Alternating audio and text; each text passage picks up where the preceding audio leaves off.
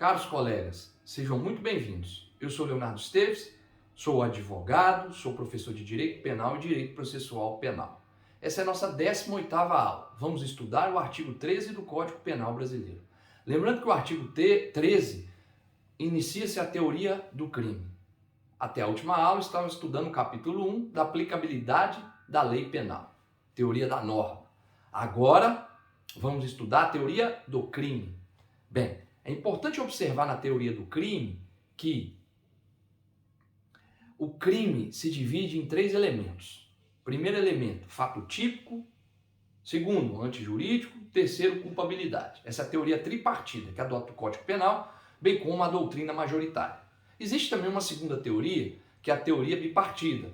Ela, na verdade, só existe 2 elementos, fato típico e antijurídico, para a existência do crime. Afasta-se a culpabilidade. É importante saber das duas. Porém, a que nos interessa é a que o Código Penal adota e a doutrina majoritária. Qual é, então? A tripartida. 3 elementos. São partida em 3 elementos para ter a existência do crime. Fato típico, antijurídico e culpabilidade. É importante salientar que não vamos estudar a fundo, porém, esses 3 elementos da tripartida para a existência do crime, ela é composta de elementos. O fato típico é composto de 4 elementos, que vamos estudar no decorrer do artigo 13 em diante.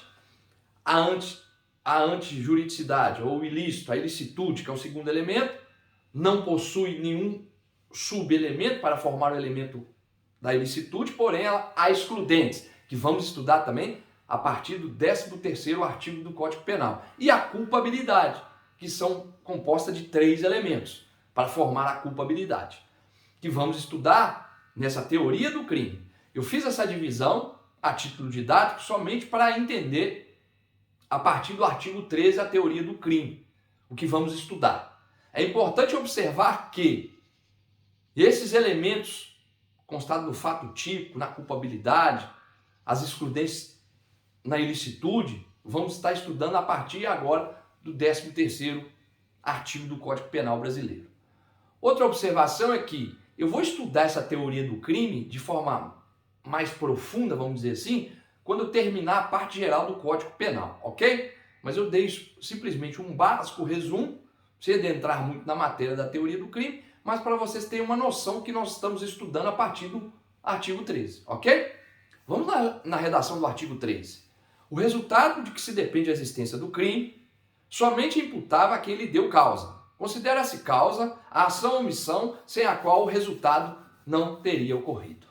Bem, a redação do artigo é muito simples, é melhor sempre com exemplo, para um melhor entendimento que o artigo quer dizer.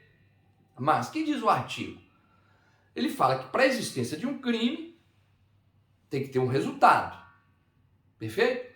E quem deu causa ao resultado vai ser punido. É simplesmente o que o artigo diz. Bem, um exemplo prático com relação a essa situação, por exemplo, é um homicídio.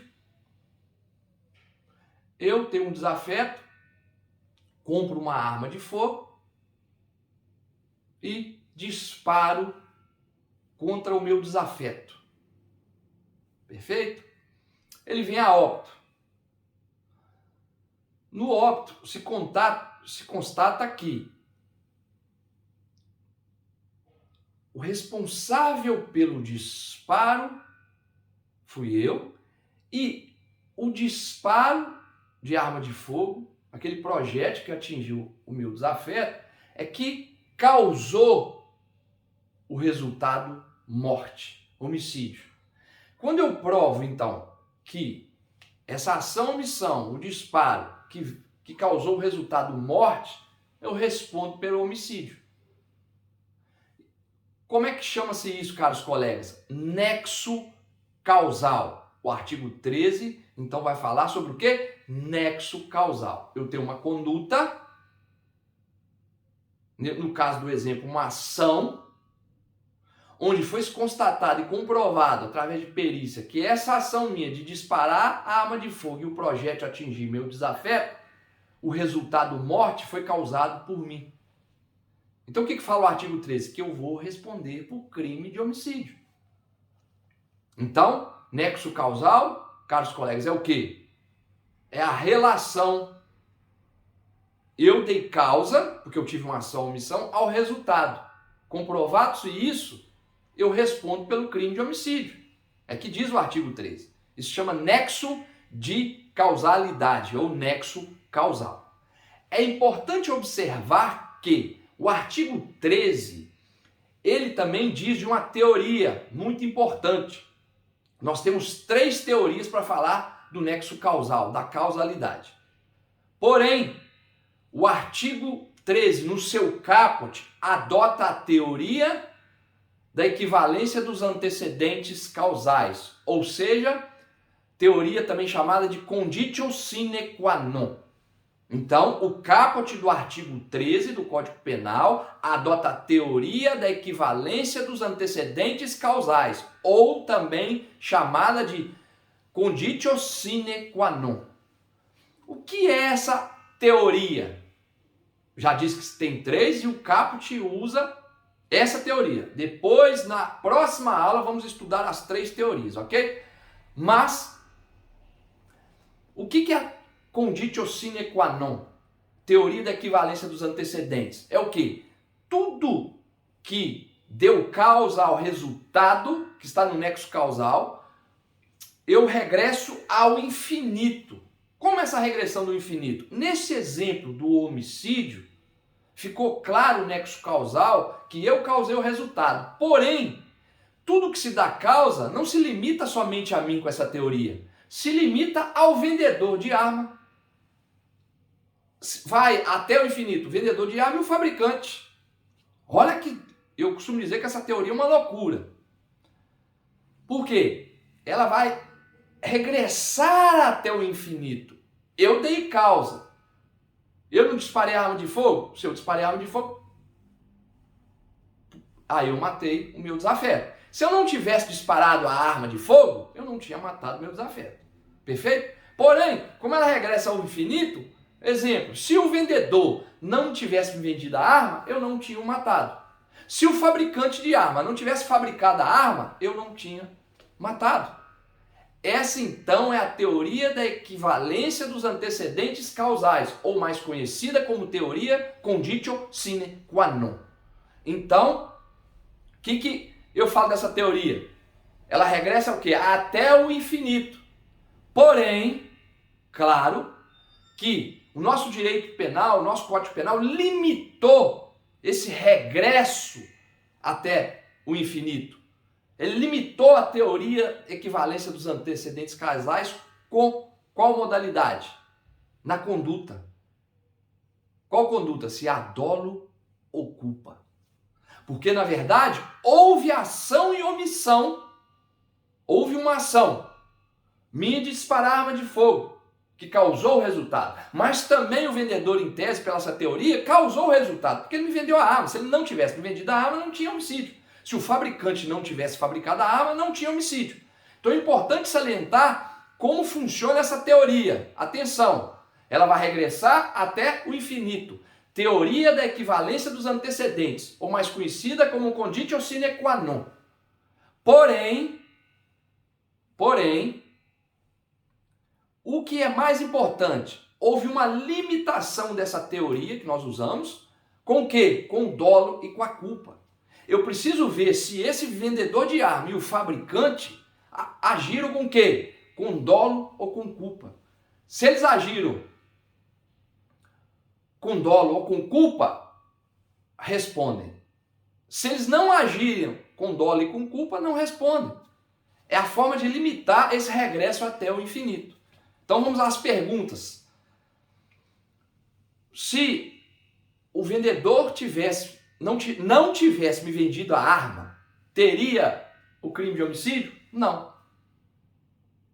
Então, em tese, pela teoria, ele responde. Porém, o que vamos fazer? Segunda pergunta, ele agiu com dolo ou com culpa?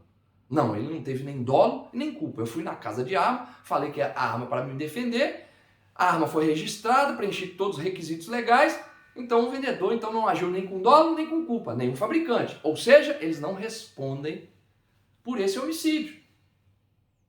Perfeito? Outro exemplo, vamos supor que esse vendedor que me vendeu a arma para matar meu desafeto, eu procurei de forma diferente dizendo o seguinte: eu quero uma arma que eu vou matar o fulano ali. Ah, quem que é? É o fulano de tal. Ah, eu conheço o fulano de tal. Não, eu vou te dar até um desconto aqui para você levar. Tô doido que ele morre também. Ou seja, aí muda a figura, colega. Aí nós vamos fazer a regressão ao infinito pela teoria da equivalência dos antecedentes causais, ou mais conhecido como teoria conditio sine qua non. Chegou até o vendedor. Ele teve causa, teve dolo e culpa? Aí eu já mudei o exemplo, aí teve dolo. Se teve dolo, ele é partícipe do crime de homicídio. Aí ele responde. É basicamente o que diz o artigo 13. As observações mais importantes desse artigo é o nexo de causalidade, ou seja, a minha ação ou omissão, o artigo fala que ela é causa. Se ela causou o resultado, eu respondo pelo crime de homicídio. E outra coisa importante do artigo é a teoria da equivalência dos antecedentes, ou mais conhecido como teoria conditio sine qua non. Ou seja, ela regressa até o infinito. Então todo mundo, de uma certa forma, nessa situação deu causa, não é verdade? Porque se ele não tivesse vendido a arma, não tinha matado. Se o sujeito não tivesse fabricado, o fabricante tivesse fabricado a arma, eu não teria matado. Então deu causa. Como é que vamos limitar isso? Através do dolo e da culpa. Essa é o mais importante do artigo 13. A limitação, a teoria vai até o infinito, regressa até o infinito. Porém, precisamos nos perguntar vários quesitos. O vendedor agiu com dolo ou com culpa? O fabricante de arma agiu com dolo e com culpa? Para então limitar essa teoria para saber ou não se, apesar dele ter dado causa pela teoria, se ele vai ser isento ou não. Com o quê? Com o dolo ou com a culpa. Dolo é quando tem intenção, né? E a culpa é quando o sujeito age com negligência, imprudência ou imperícia. Perfeito? Basicamente é isso que nos diz o artigo 13. Na próxima aula vamos estudar o parágrafo 1º do artigo 13. Aí eu vou falar que no parágrafo 1º não adotamos a teoria conditio sine qua non, ou teoria da equivalência dos antecedentes. Já adotamos outra teoria. Na próxima aula eu vou falar das 3 teorias. Umas você já conhece a partir de hoje, que é a teoria do caput do artigo, que é a teoria conditio sine qua non, ou teoria da equivalência dos antecedentes. Eu friso muito, repito muito, é para gravar, caros colegas. Ok? Então vou ficando por aqui. Até a próxima aula. Muito obrigado.